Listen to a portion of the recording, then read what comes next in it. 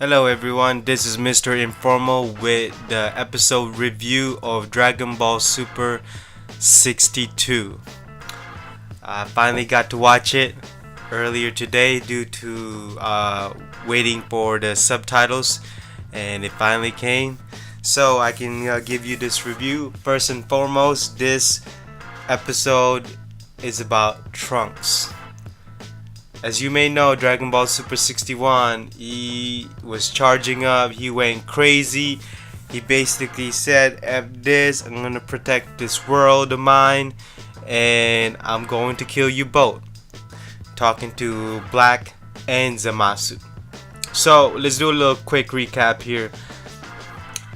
First and foremost, the fight gets on with Trunks attacking Black, and the fight goes on, and then we suddenly see Zamasu joining Black, and they both kick Trunks at the same time. Trunks goes down, and then suddenly they do this move that basically they both in synchronization of moves, and they fire up a beam, a ball of beam that combines to a bigger ball of beam, and then Trunks has to fend it off. But luckily Trunks was strong enough not to directly blast it back at them, but basically ricochet it to a building nearby.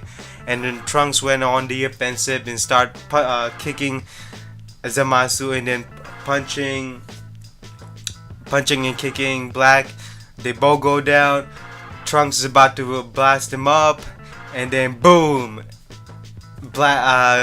Trunks blast Goku. No, I mean the Black Goku. Sorry, I'm getting too a little exciting here. And there's this big huge blast, but Black Goku is still alive. And they got it at it again. And then Vegeta said, Vegeta said to Zamasu, you're not gonna go 2-on-1 on Trunks. And then when Vegeta tries to help Trunks, he get his ass kicked. This is what I don't understand. On Dragon Ball Z, Vegeta was always quick-witted and quick-minded when it comes to his next move. But in this saga, or in this Trunks scene, it slows down. It's almost like he has nothing to... He has no moves to fight back or to counter. It's almost like he's just sitting duck here. And that's what irritated me about Vegeta in this saga, because it's almost like it's not him. It's not the Vegeta that I know. And I'm a fan of Vegeta, so it disappointed me seeing this. But it also verifies us in terms of Trunks that the hybrids are much more powerful than their 100% Saiyan counter person or counter race. Just like Gohan, he's much more powerful and has a higher potential than Goku.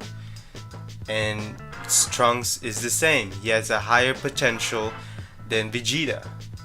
And so we go to the next scene where Black and Zamasu are having the advantage, and then Trunks goes on an offensive, and he basically kicks Zamasu and Black to the building, and he fires off beams. And then the next thing he says, this is one of the better moments of Trunks right here.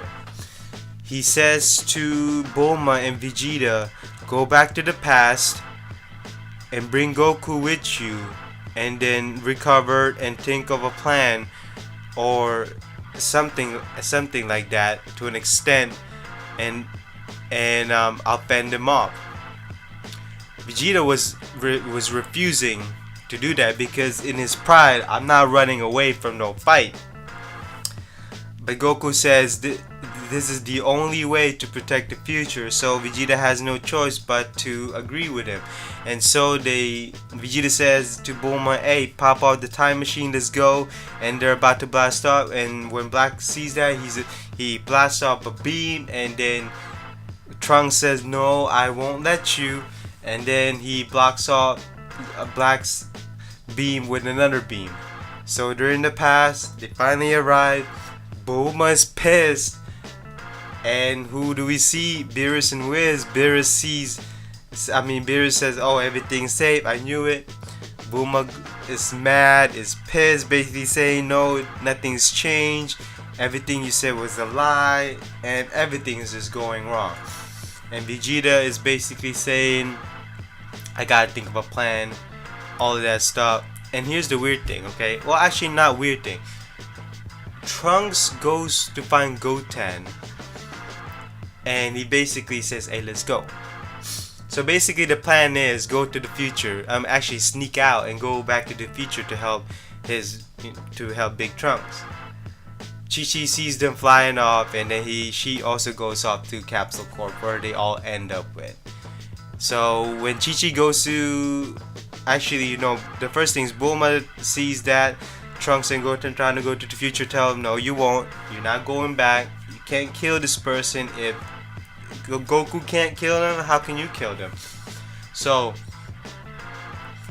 we see Krillin and Piccolo finally get to see Piccolo back, and Krillin too, and Goku somehow wakes up feeling hungry, and luckily Chi-Chi and Gohan brought food, and they eat up, and they're sitting in the living room basically thinking of a plan of what to do, how they can kill them, basically what's happening in the future. And then Goku and Piccolo says, "How about use the Mafuba?" Mafuba is basically, in this episode we get to learn what Mafuba is. It is Master Roshi's technique. Again, it is Master Roshi's technique of how he sealed the Demon King Piccolo back in Dragon Ball. So basically it's a sealing technique. Trust me, this came before Naruto. So it's a sealing technique that just basically seals the person on a jar with a lid and then with a talisman.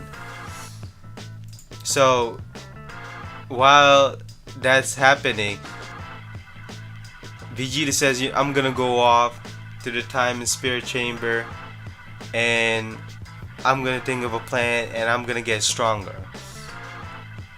And Goku goes to Master Roshi's and says, "You know what? I gotta learn this from Master Roshi."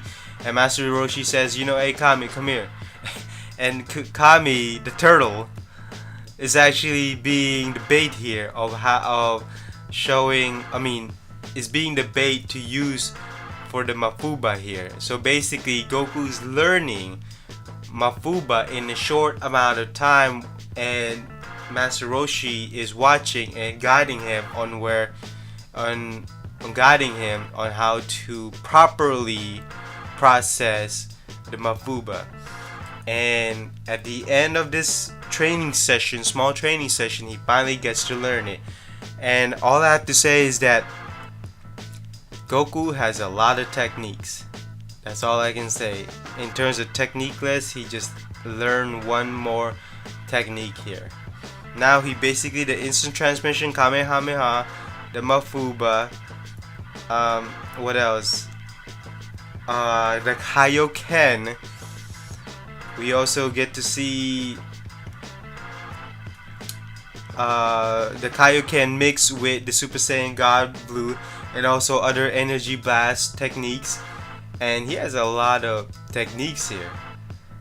And suddenly, after all this training session, we see Beerus Wiz and Gowasu in Universe 10, and Beerus is pissed.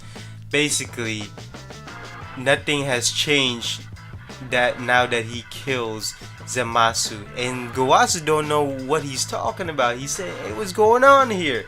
He's talking to Wiz, and Wiz says that basically he's getting blamed for the future, and also Zamasu. And Gowasu says, "You know what? I'm gonna try to fix it, since I nominated Zamasu as my trainee to train him to be a Kaioshin." And so that concludes episode 62. All I have to say is this episode was half and half. 50% great due to the fight earlier, and then 50% becoming toned down because they're thinking of a plan. And we get to see a lot of characters in this episode, which is great. We finally get to see Piccolo being useful here. But here's the thing that I noticed. Piccolo was being helpful, but this is where Vegeta is one of the better analysts in the Dragon Ball universe.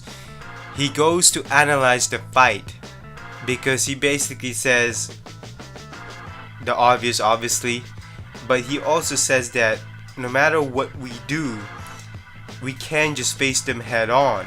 Even though that may be the plan, we can distract him, but there's no way, because while Black Goku has a mindset of Zamasu and his ki are the same, but their synchronization, their movements are in sync. So even if we go toe to toe with them, they have this synchronization where one knows what the other is doing, so the other one know how to counterattack other attacks. So that's great. And here's another thing, if you're a Trunks fan, this is what's interesting. Trunks has a lot of techniques, maybe more than Goku, because in the next preview episode, Trunks is on a the Gallic gun stance. That's crazy. So he basically has the move that he did to Frieza, whatever that move is, with that hand movement and the sword. That's one. The Masenko from Gohan, the Final Flash from Vegeta, the Gallic gun from Vegeta. He also has his sword techniques. He also has his, how should I say this, the slash. He can also put his sword as a defense, and so he may match with Goku in terms of technique list or the number of techniques, but the only thing he doesn't have is instant transmission. Not only that, the Kamehameha.